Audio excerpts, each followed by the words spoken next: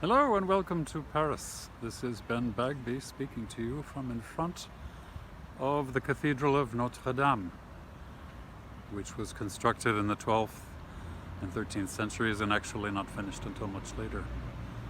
And I think when you look at this church, which recently endured a horrible fire, you'll see that like many cathedrals in France and elsewhere, it's isolated, standing by itself with no buildings around. But actually in the Middle Ages the story was quite different. Let's get a little closer and have a look. In the Middle Ages, especially in the 12th century, this was actually a wall. Everything you see behind me here was a wall which stretched all the way to the end of the island. And this wall had very few openings in it, and one of the openings was at this spot, right here by the North Tower. And that wall opening led into the campus of the cathedral, where the clerics lived, where hundreds and hundreds of people lived who worked in Notre Dame, who sang in Notre Dame, who were participating in the liturgy or building. And let's now walk through that wall and come out on the inside. What you see behind me here is the vast restoration project going on to repair the damage from the fire of 2019, which devastated the church and burned the roof completely. But you see behind me the choir of Notre Dame, where all of the great singing took place in the 12th and 13th centuries, where the mass and offices were celebrated by canons and young singers who were hired specifically for that purpose. And this is where they would have walked out, where you now see this high-tech barrier.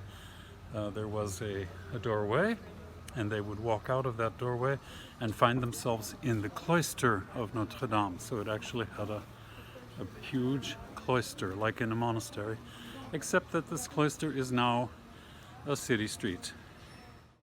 There was a singing school in this area, and it was located most probably right here. And you see the doorway behind me, probably from the early 19th century. But this is all that's left. Unfortunately, there are no intact medieval remnants of the singing school. I'm now in a warren of little streets on the north side of Notre Dame, all of which would have been in the 12th century part of the campus of the cathedrals. And the people that sang here were functioning in various schools, in various dwellings. The canons, some of whom were very wealthy and aristocratic, would have had wonderful townhouses within this space, so that we can imagine music was taking place in many locations, not just inside the cathedral itself, but in the many, many private chapels and other buildings which populated this rather large area of the island. You can see today some of the romantic little alleyways. This one leads to the river, and when you get to the end of this little alley and get to the river, you would see in the 12th century that Notre Dame had its own port. Behind me you see some cafes, a little bit of city life, a bar called Quasimodo, and this is all that's left of where there was the wall dividing Notre Dame from the rest of the city. I'm basically now standing on the location of that wall. And now I'm in the city of Paris, and I'm in a completely different reality. You see in front of me here, or behind me now, the 19th century hospital, which was built with great optimism and is now being torn down to make room for a new one. Thanks to COVID, there are almost no tourists here, and I've actually never seen this place so deserted and so quiet. So that brings to the end the little tour of Notre Dame. I hope the fact that we were not able to get near the church itself wasn't too disappointing. It certainly was disappointing for me, but I think it's important to realize that it was more than just a church in the Middle Ages. It was an entire country. And in that country, music played a huge role. Goodbye from Paris. Au revoir. Hello, Ben. Welcome. Thank you so much for participating in this series, this exploration of historical spaces. And thank you so much for these great videos that you sent. So, you know, yeah, covered up, sign of the times for sure. And There were police all around. I had to wear a mask. of Yeah. course, of course. Can you tell us a little bit about yourself and some of your passions and interests? My passions and interests, well, like everyone, they vary from month to month. But if I found a general tenor that goes through the whole span of my career, I think my passion is communicating texts Mm. in music or with words or Mhm. in any way that one can think of. I think that the ideas and feelings that are incorporated in a structured text, in other words, in poetic texts, Mhm. has always fascinated me, and how that can be transmitted to a listener through song or through speech, or through the use of an instrument as an accompaniment, Mm. and what role that instrument might play Mm. in elaborating a text and making it more meaningful to the listener. These things have always fascinated me, more than, let's say, counterpoint or rhythm or Mhm. any of the usual things we think about Yeah. in music. It's much more having to do with rhetoric. And, years ago, Barbara Thornton and I thought about starting a school. Yes. And, what should we call that school? And should it be called a school for music, for medieval music, for whatever? And Barbara said, no, it should be called a school for the rhetorical arts. Mhm. And she really was onto something with that idea, because the rhetorical arts are not limited to speech or song or the use of Yeah. language. As part of the education of a lot of the composers that we play, and it Yep. was, essential to their understanding of their own world, and it's just a little bit lost now. So, Yeah. if you're thinking in those terms, then you're closer to, their world. Medieval rhetoric or classical rhetoric, or Baroque rhetoric for that matter, was something highly codified and respected, and had to be practiced through models and memorization and learning different modes of pronouncing a sentence and learning what the effects would be that those modes might have. We saw your videos of Notre Dame.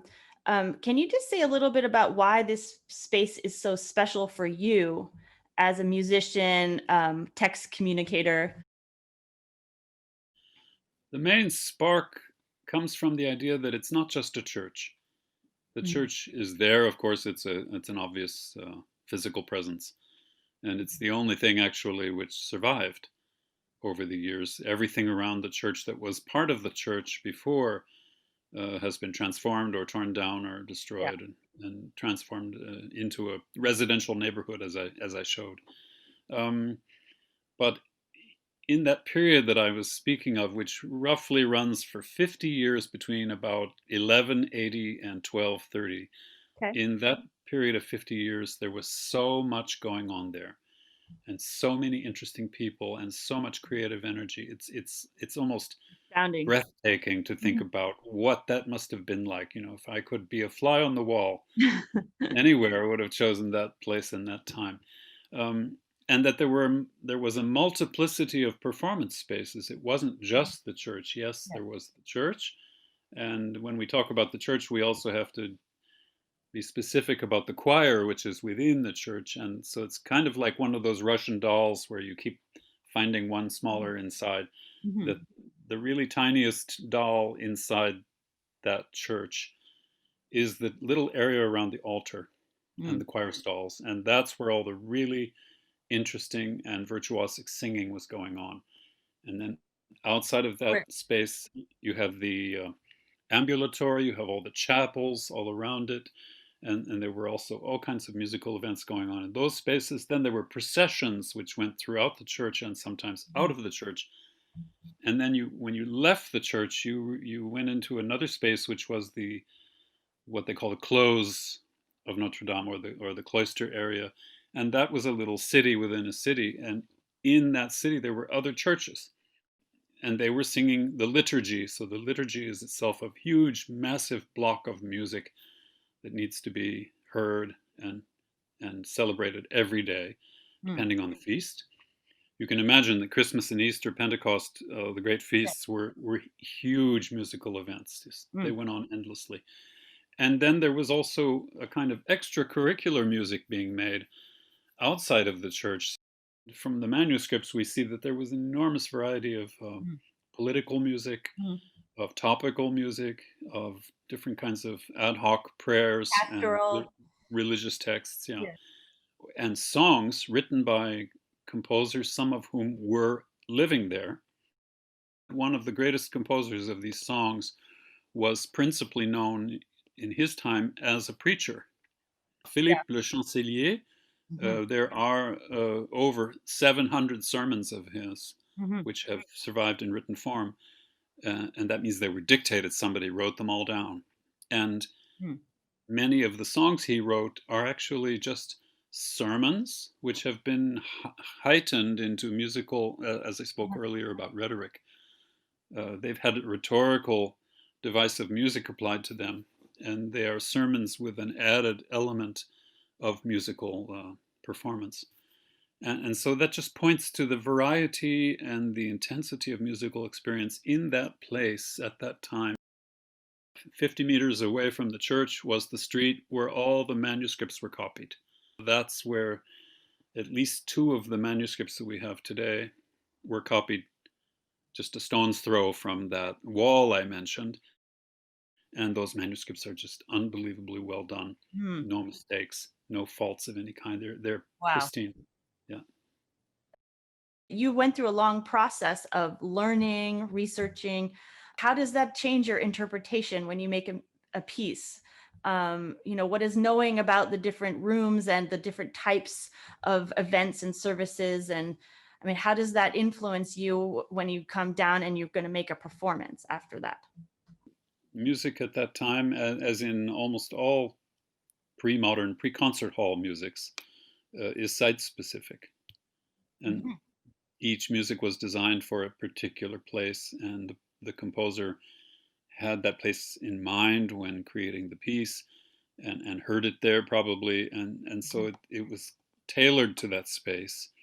So we tend with the Middle Ages to have this idea that everything took place in a Gothic cathedral which had a huge reverberant acoustic, and that's this Gothic sound, which is actually a 19th century idea Yeah. more than a medieval one.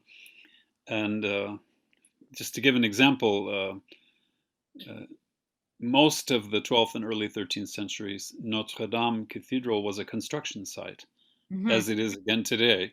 It was literally being built while they were singing within it, and this, so they had, of course, scaffolding everywhere. During the day, there were hammers being heard and men shouting things at each other. And in order to stay warm, they hung as many tapestries on the walls as they could, Mhm. and carpets, and just anything to stay Sound. warm in there Yeah. during the long winters of Paris. The acoustic was probably not as reverberant as we imagine it to have been. Mhm. In the 12th and 13th centuries, there weren't so much concerts as there were probably literary evenings or philosophical evenings with reading, with discussion, and with music. And I think that Yeah. part of the interest there was not only the content, but the form. And I think that, for instance, in Yeah. early polyphony, there was certainly, you have these very intense polyphonic pieces from the mid 13th century, which we call motets, which are itty bitty miniature pieces, some of them only 1 minute long, with three texts being sung simultaneously, and a very complex polyphony. And if you perform a motet for 1 minute, it's gone before you've started really hearing it. And but if you spend an hour rehearsing it, kind of take it apart and deconstruct it, figure out how it works, put it all back together, and begin to hear it in a new way, that I think is the true and authentic medieval performance of that piece. It's been a long time that you keep finding new projects and working so much. So what is it about that inspires you and gets you to work so hard?